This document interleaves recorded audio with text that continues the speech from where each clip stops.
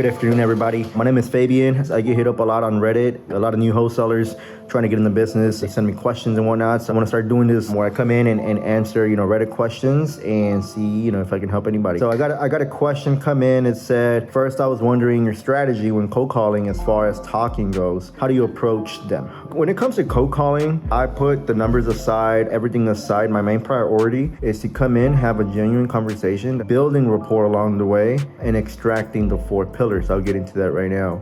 Because a lot of people, when they start cold calling, they're already thinking about what they're trying to make, what they can do with the property, who they're going to sell it to, running all these formulas without really knowing if the seller is even wanting to sell. I see a lot of people spend a lot of time doing the extra stuff that's really not important instead of focusing on the main goal, which is, like I said, having a genuine conversation, building rapport, and extracting the 4 pillars. So what are the 4 pillars? Your motivation, your condition, your price, and your timeline. Everybody has their different way of approaching these 4 pillars. I like to open the conversation using the first name. I want to keep it as local, as friendly as possible, because a lot of people are hosting, a lot of people make calls, hire virtual assistants. So that's the last thing you want. You don't want to sound like everybody else. Hey, are you doing really monotone, very fucking robotic? That's the last thing you want to do. Come in with the mindset of how am I going to be different in this call? One, and the end goal is solving the problem if there's a problem. And that's why having a genuine conversation leads to knowing, okay, so you do want to sell, Mr. Seller. What's the reason for selling? And then you go more in depth, and that's how you build rapport. You know exactly why they're selling.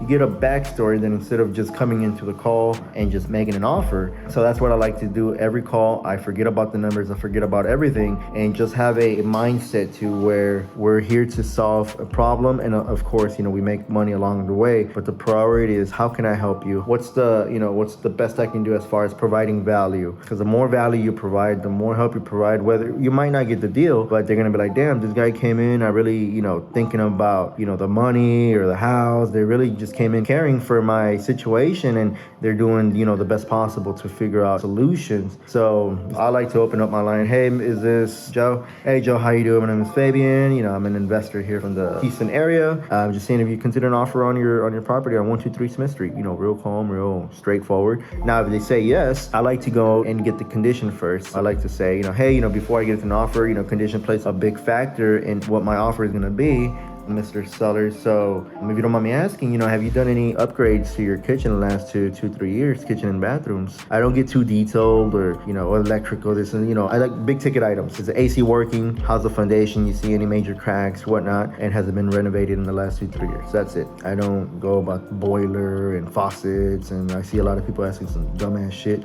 Just keep it simple. And then once you get the condition, I like to transition into, getting the reason. Okay, Mr. Seller, we appreciate that information you just gave me on the property. So, I know I called you, but what has you even considering selling?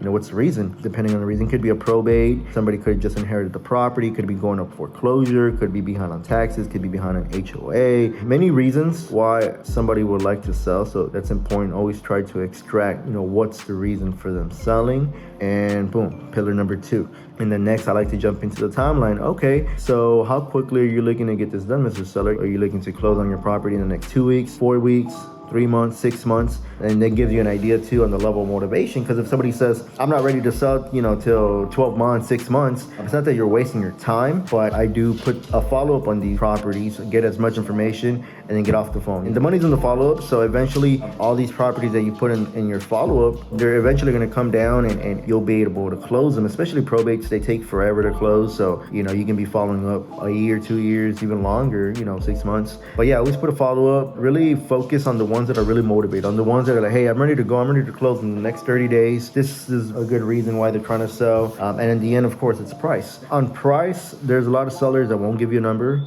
Sorry about that, it's my dog. A lot of people will give you a number, and a lot of people choke up when they're like, okay, so what do you have to offer me? You call me. I like to just always throw a range. I'm always multitasking, so as they're giving me the information, I'm running a quick ARV, which is your after repair value, so I can know what my end price would be if somebody would come in and flip it or whatever. In this market, I'm in Houston, so I try to aim for 70% or lower. So I quickly run 70% based on the conditions. I'm conservative on my numbers. It could be light rehab, medium rehab, or heavy rehab. So I base it on that. And then I have a range. So if they don't have a number in mind, hold up. You got something to say?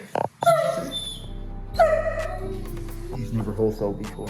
So they don't have a number in mind. Okay, Mr. Seller, so everything you just told me based on your neighbors, based on what I pulled in comparatives, I can be anywhere in the range of 80 to 100. Is that something you would consider? Are we, near what you're trying to get? That way, if they respond with some kind of number, either you're going to be way off and they want full retail, and boom, you just figured out that they're not really motivated. So stop wasting time and move on to the next. Or they might come back at a number that's close to what you're at, and from there, it's just a negotiation game. So yeah, pretty much that's how I extract the 4 pillars. I really focus on those 4 pillars on every call, so I can know the level of motivation, so I can know, when to put a follow-up date on it. But yeah, don't get stuck on running all these numbers and formulas and everything before you really figure out if they actually want to sell and if they're actually motivated.